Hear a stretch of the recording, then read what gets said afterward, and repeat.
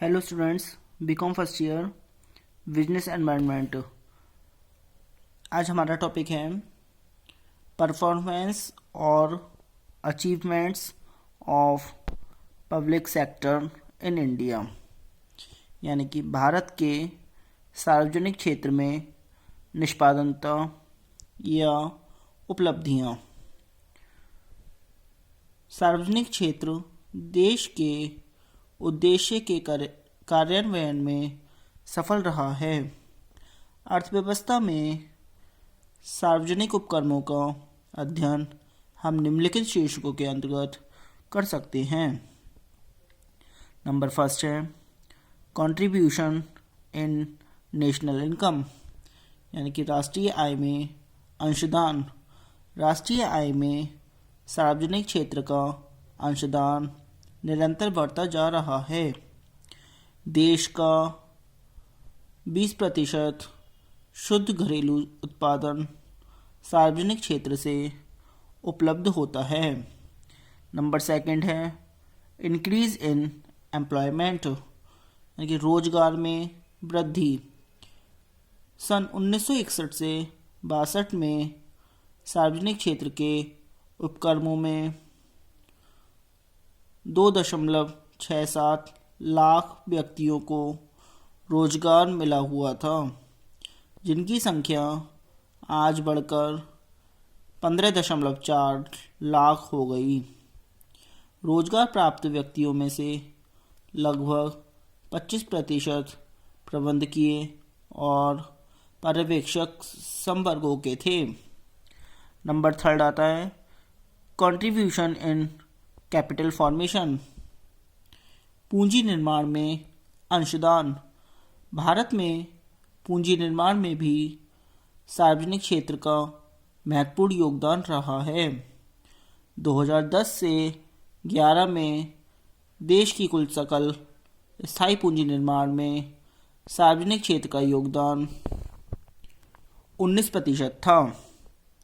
Number fourth contribution in export, निर्यात में योगदान। सार्वजनिक उपक्रमों द्वारा निर्यात वृद्धि में भी महत्वपूर्ण योगदान दिया जा रहा है।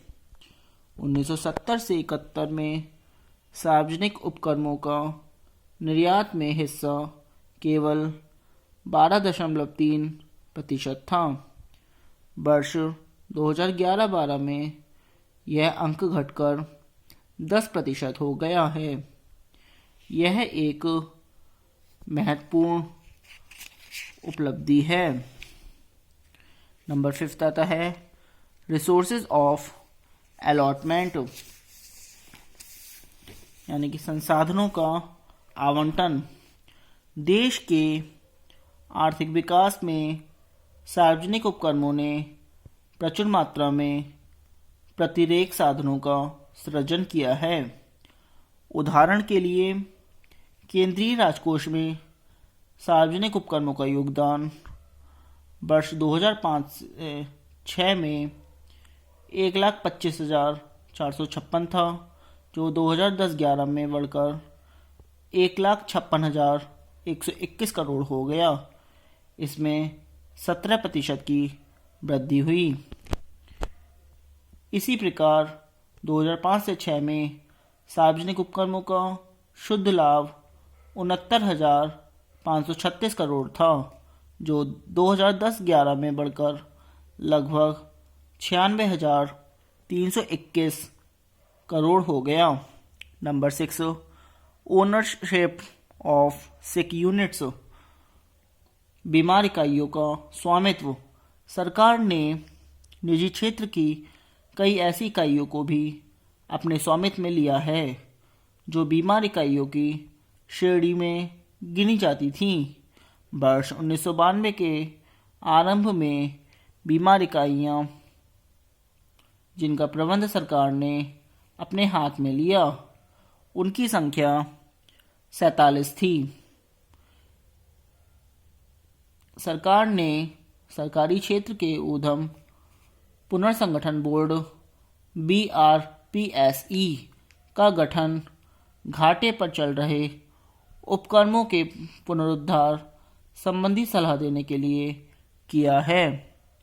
Number 7, development of small and secondary industries, यानी कि लघु एवं सहायक उद्योगों का विकास। देश के बहुत से लघु एवं सहायक उद्योगों की स्थापना सार्वजनिक उपक्रमों के निर्देशन एवं सहायता से की गई है। अब इस प्रकार के निर्देशन एवं सहायता से स्थापित इकाइयों की संख्या 600 के लगभग है।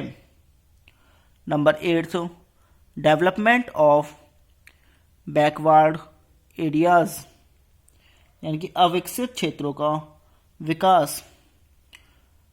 सार्वजनिक उपक्रमों का भारतीय अर्थव्यवस्था में महत्वपूर्ण योगदान भारत के पिछड़े एवं अविकसित क्षेत्रों का विकास करना है। सार्वजनिक उपक्रमों पर जितना विनियोग किया गया था उसका 55% भाग देश के 10 पिछड़े एवं अविकसित राज्यों में लगा हुआ था। ये राज्य हैं नागालैंड, जम्मू एवं कश्मीर, उत्तर प्रदेश, असम, राजस्थान, हिमाचल प्रदेश, आंध्र प्रदेश व Bihar. Number 9, expansion on technological base, तकनीक के आधार पर विस्तार। भारतीय अर्थव्यवस्था के लिए तकनीक के आधार को फैलाने एवं आधुनिक रूप देने में सार्वजनिक क्षेत्र ने बड़ी महत्वपूर्ण भूमिका निभाई है।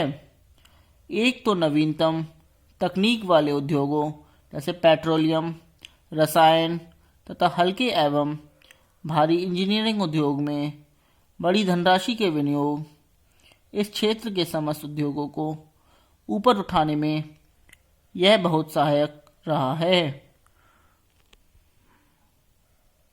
दूसरे, अपने उद्योगों के अलावा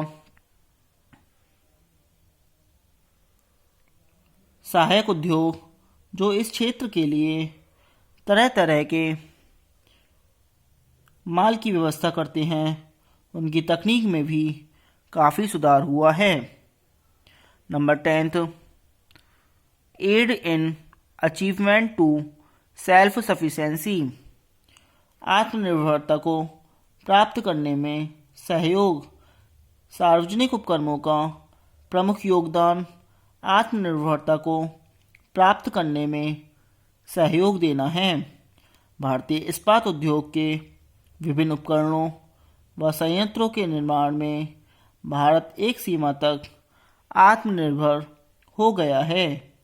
रासायनिक उर्वरकों का उत्पादन काफ़ी बड़ा है।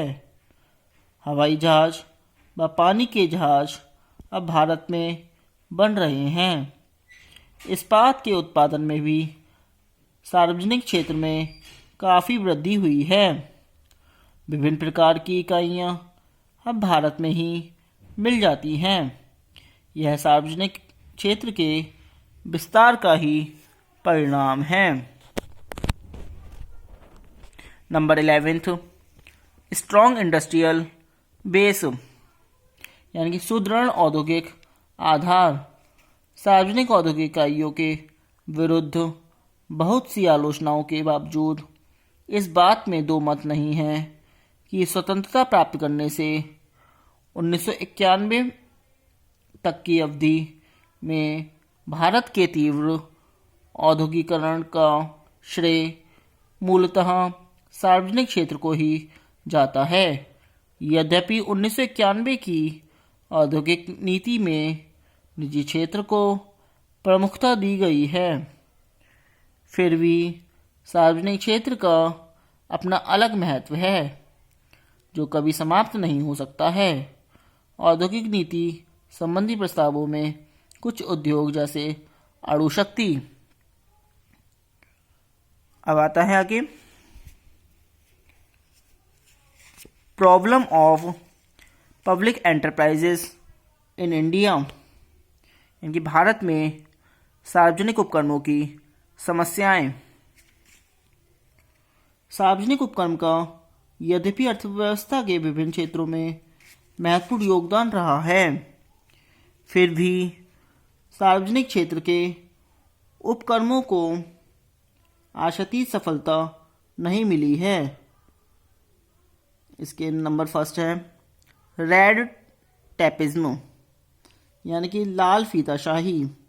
सरकारी कार्यालयों में व्याप्त लाल फीताशाही भारत के सार्वजनिक उद्योगों में व्यापक रूप से व्याप्त है, जिसके कारण न तो उत्पादन, क्रय विक्रय आदि संबंधी निर्णय समय पर होते हैं,